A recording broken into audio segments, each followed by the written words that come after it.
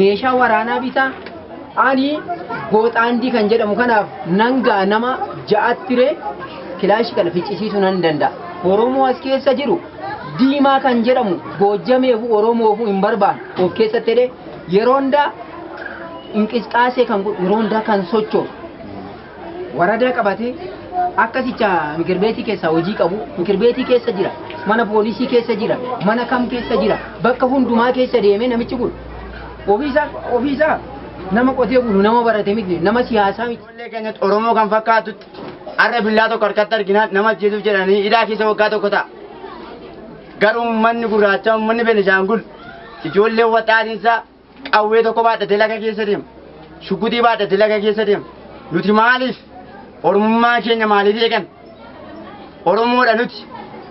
Namni bifaan gargara ta'u malee jireenyi isaa tokkumaadha. Nama ta'e amma jirutti Oromoon mootummaa biratti fudhataman qabu immoo amma yoomitti hacuucamna nuti.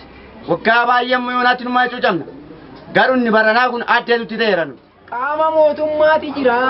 Warri biyya bushan kun qaama mootummaati itti baqanna jennaan qaamni waradaa mikirbeetiin achi kaasee akka hanga gandaatti hundumtuu Oromoo irratti ija wabeessa.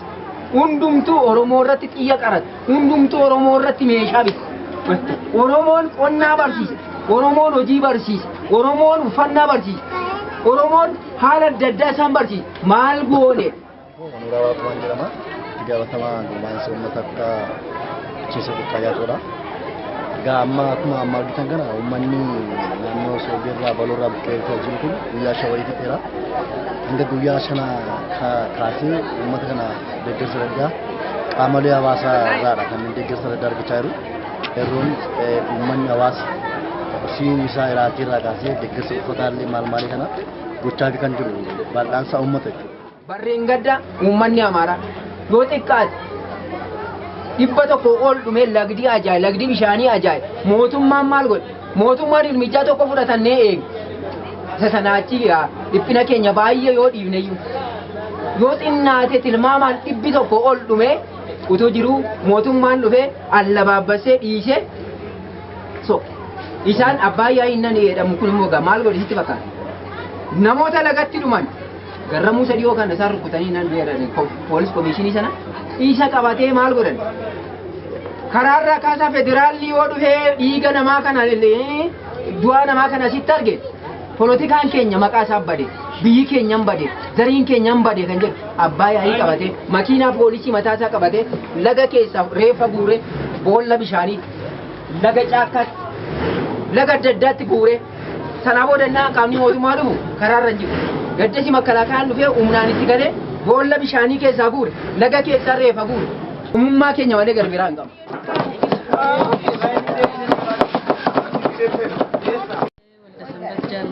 Iddoon ani hojjedhu abbaa taayitaa galiiwwan kutaa magaalaa lammaffatti gaafatamtuudha. Wanti nuti hojjechaa jirru uummata keenya buqqaanii iddoo kana dhufan laaqana nyaachisuudhaaf akka abbaa taayitaa galiiwwan bulchiinsa magaalaa Naqqamteetti laaqana hojjechaa jirra jechuudha. Ani Sanyii Olaaniin jedhama. Hojii gaggeessaa abbaa taayitaa galii damee Naqqamtee.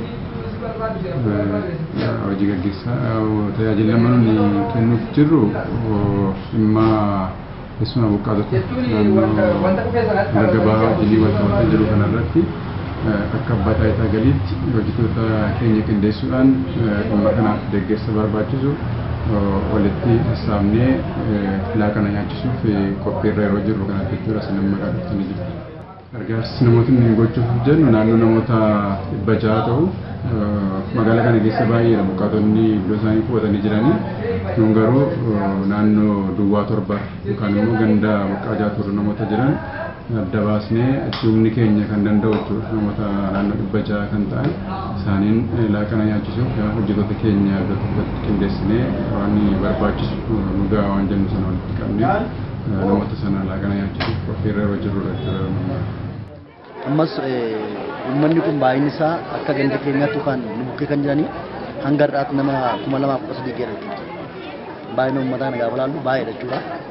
Bal'aansaa naannoo kanatti deeggarsa inni argachaa jiru deeggarsa gaariidha. Iddoolee 7 qabu akka magaalaa kanatti naannoo 7 ta'aa jiru. Iddoo isaan jiran hundumaatti iddoo rakkoon nyaataa bishaan dhugaatiin maal ijoollee ofii keenya geessaa jira. Keessumaa Wallaggaa naannoo iskuulii naannoo daandii boruu naannoo kolleejjii barsiifatti siqamtee jechuudha. Isaan kanallee deeggarsa adda addaa ofii keenya hawaasa irraa saamee keessumaa qeerroon magaalaa kana kana keessatti hojii guddaa qeerroon tiimii sirrii ta'e ijaaree hojii bal'aa kan hojjechaa jiru hanga ammaatti deeggarsa hawaasa kanaa godhamaa jiru karaa hawaasaa waan bal'aadha jechuudha barbaadee. Kan mootummaan fayyaa nu bukkee jira jechuudha. Isaan nu bukkee waliin jiru isaan kun qulqullina isaa illee akkamitti akka eeggachuu qaban hubannoo nu buufu jechuudha.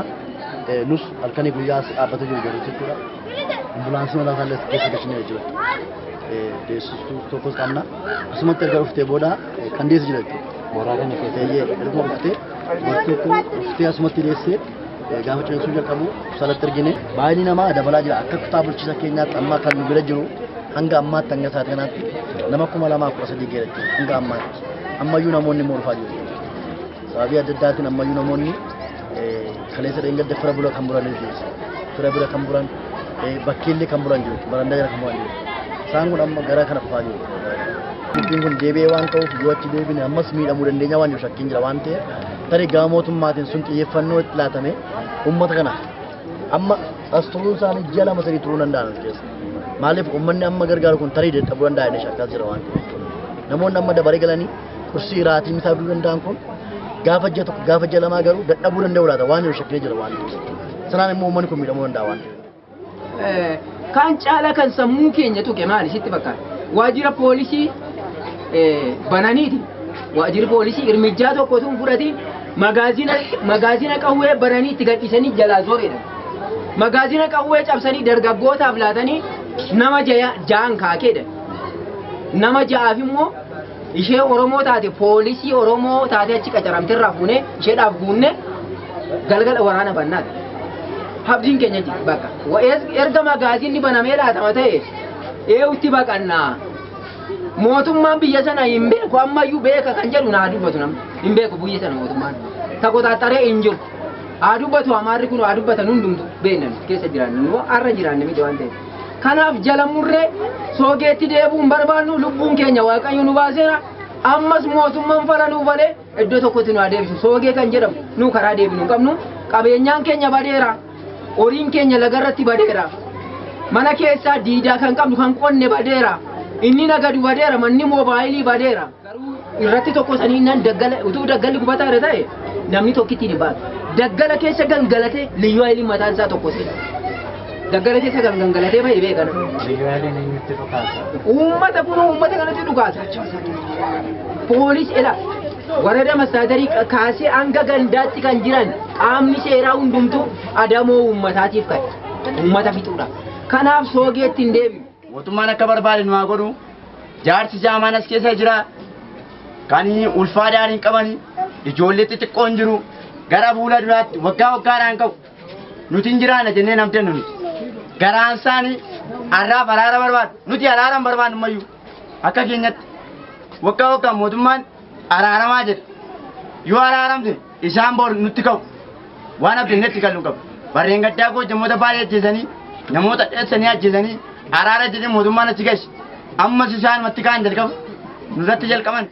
An barbaade nu jiraachisu an barbaade godhu harka mootummaatti olaanneerra kana booda nuun boosisina ijoollee kanaaf adaraasitti ilaanneerra achi hin deebinu ijoollee keenya fixina bakka dhiirri immoo rakkatee malee qabeenyaa keenya dhiibsee hin baanu nu rakkannee malee kanaaf nuun boosisina achi nuun deebisina mootummaan fala tokko nu falee iddoo tokko nu haalaatu yoo hojiin hin jiru ta'e kan sira hojjennee jiraanna bakka ijoolleen keenya barata.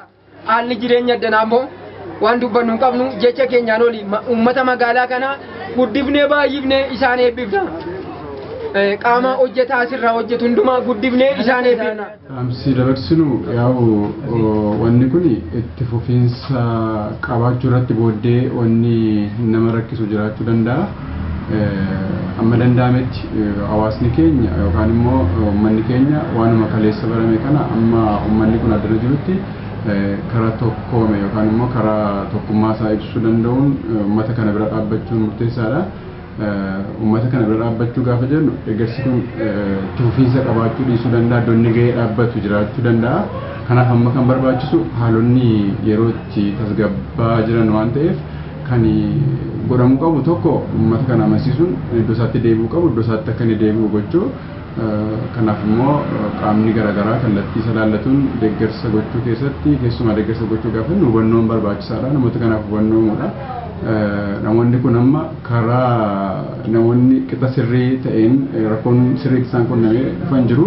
Namoonni immoo otoo rakkoon isaan biraan gahinis ta'aa jiru sana baqarraati iddoo kana dhiisanii dhufan jiru waan ta'eef keessumaa namoonni rakkoon guddaan isaan hin qaqqabne waamuma ta'ee dhaga'anii dhufan kun akka isaan gara sanatti deebi'uu danda'an qaamni garaagaraa hubannoo kennee namoota kana akka isaan gara sanatti deebi'an gochuudha.